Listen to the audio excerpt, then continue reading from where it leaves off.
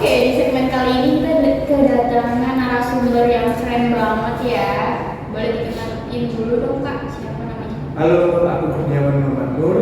Aku menjabat staf muda di Divisi Humas Organisasi Kopma 13 Unpad Surabaya. Wah, Kak Awan nih ya. Di Iya. apa tadi, Humas ya? Humas. Gimana nih Kak kabarnya hari ini? Alhamdulillah baik sih, dan bicara juga lancar. Kalau kakaknya gimana? Alhamdulillah. Bukannya kita terakhir ketemu beberapa bulan yang lalu ya? Iya, udah lama banget ya, Iya nggak kan? kerasa kan ya. Sekarang ketemu lagi nih di podcast ini. Oke, kita bakalan tanya-tanya dikit nih sama Kak Awan, boleh nggak ya? Boleh dong, tanya apa nih? Tapi nih pertanyaannya tuh, wow, temanya ini tuh sangat wow. Tanya apa nih? Di temanya tuh berorganisasi itu sama dengan mencari jodoh. Agak ini ya. Tapi kayaknya seru sih. Boleh. Tapi sebelum ini Kak Awan nih udah punya pacar atau belum nih? Kalau sekarang belum, tapi nggak tahu besok-besok. Kok Iya kan? belum nih? Kan kakak ikut organisasi nih, bisa nih jadi ajang cari jodoh. Agak ini sih kalau tambah umur tuh kayak tambah malu gitu mengungkapin ke cewek gitu. Jadi kayaknya faktor karena gara-gara itu aku sekarang jomblo. Terus kakak ini percaya gak sama statement kalau organisasi itu sama dengan mencari jodoh, buat ajang cari jodoh? Sebenarnya sih 50-50, tapi aku condong ke iya sih. Soalnya kalau kita berorganisasi kan harusnya kita kedepannya bakal sering ketemu gitu kan. Iya. Pasti bakalan ada percikan-percikan nyaman gitu. Kayak misalnya api unggun kan berawal dari percikan api kecil terus jadi gede ya, kayak gitu namanya. Jadi aku lebih condong ke iya sih. Berarti ini kalau misalnya kita ikut dua organisasi nih, kalau misalnya kita merasakan percikan api di dua organisasi itu gimana tuh Kak? Bisa aja ya, tapi kan kalau misal kita nggak pacaran gitu kan aman-aman aja ya kan ya. Naksir Misal lah. kita cuma naksir terus temenan aja gitu kan aman-aman aja. Kecuali kalau kita pacaran itu kan wah itu urusannya itu bisa gitu. Kalau di Kopma nih kan banyak banget ya cewek-cewek cantik, masa gak ada nih yang diri-diri. Harus banget kasih tahu nih. Ya gak apa sih, kasih tahu aja biar. Inisial aja deh ya. Iya. Boleh ya. Inisial. Siapa tuh? Iya nggak boleh lah. Nanti kalau tahu soalnya bakal ganggu, jadi inisial aja. Ada bakal ada yang tahu nih. Ini nggak bakalan dilanjut nih, cuma naksir-naksir aja. Cuma naksir aja kayaknya. Berarti statementnya gimana nih? Kalau buat Kak Awan nih, ada nggak sih kebesit gitu tujuan ikut organisasi itu buat cari jodoh? Kalau awalnya sih iya sih. Awalnya kan pasti mikirnya kalau ini wah pasti banyak cewek cakep. Dulu pasti juga gitu, pasti cewek cakep. Tapi pas udah masuk tuh ya lupa gitu kan, banyak cowok teman-teman. Akhirnya kan ketemu teman-teman cowok yang asik, cantik-cantik asik gitu kan. Jadi lupa gitu, paling dengerin cerita hati-hati ketemu siapa gitu. Berarti nggak ada.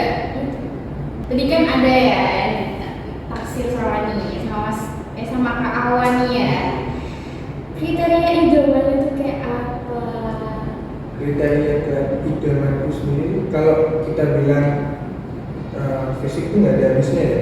Jadi aku tuh lebih ke sifat sama ini, sama bisa bikin aku nyaman gitu. Soalnya kan kalau hubungan kalau misal cantik doang kan kadang cantik manis baru bilang fisiknya oke tapi kita nggak nyaman kan sama aja. Jadi aku lebih ke itu sih. Kriteria itu lebih ke cewek yang alim, bisa bikin nyaman, terus kalau dia juga ngomong nyambung gitu aja sih. Bisa nih dicatat ya ciri-ciri yang mau deketin Kak Jangan Awan nih ya. Jangan beda ya boleh. Terus itu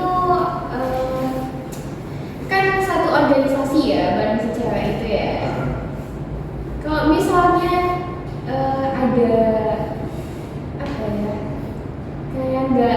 kayak selisih paham gitu, itu kan kita satu organisasi gimana cara ngadepinnya? Iya, ya udah kan, kan emang awalnya kan kita masuk organisasi kan, ya nggak kenal kan ya.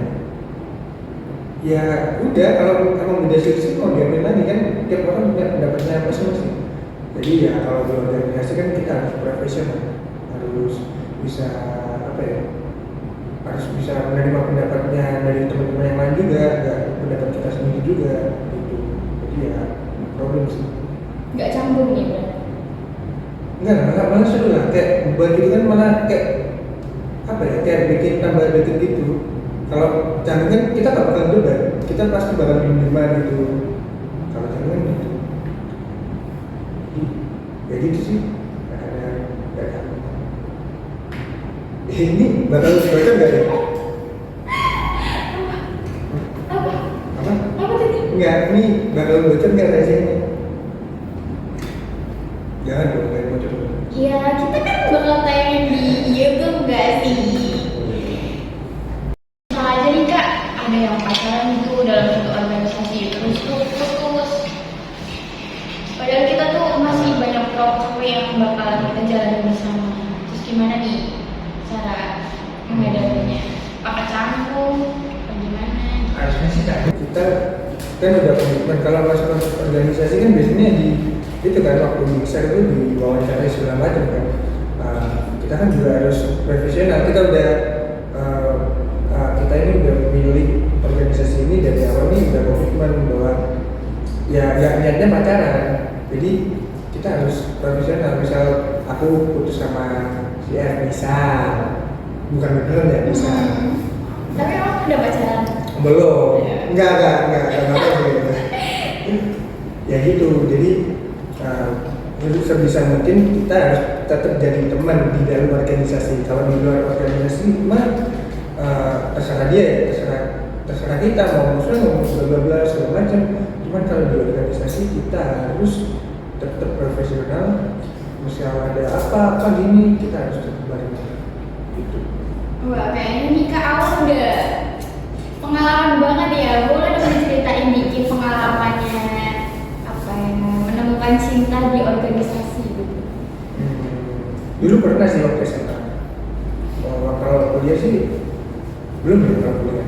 Kalau kuliah ini cuma sekedar suka aja. Kalau dulu SMA itu pernah, cuman akhir-akhirnya juga gak kejadian. Soalnya gara-gara sering ketemu itu satu organisasi itu jadi kayaknya kurang apa gitu ya. Jadi kayaknya nggak worth it sih kalau satu organisasi pacaran. Cuman itu kan nggak buat semua orang aja, hanya ya nggak, ya jangan terpatok sama statementku ini.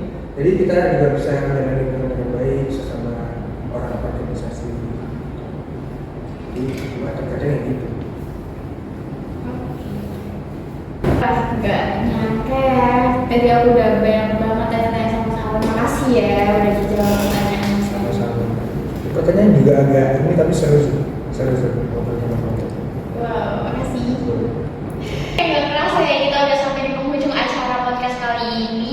Jangan lupa buat follow sosial media Kopma 17 ada di bawah ini, dan jangan lupa juga buat like, comment, share, and subscribe channel ini dan aktifin tombol lonceng di atas biar kalian nggak ketinggalan nih sama podcast-podcast dari kita. Bravo Kopma.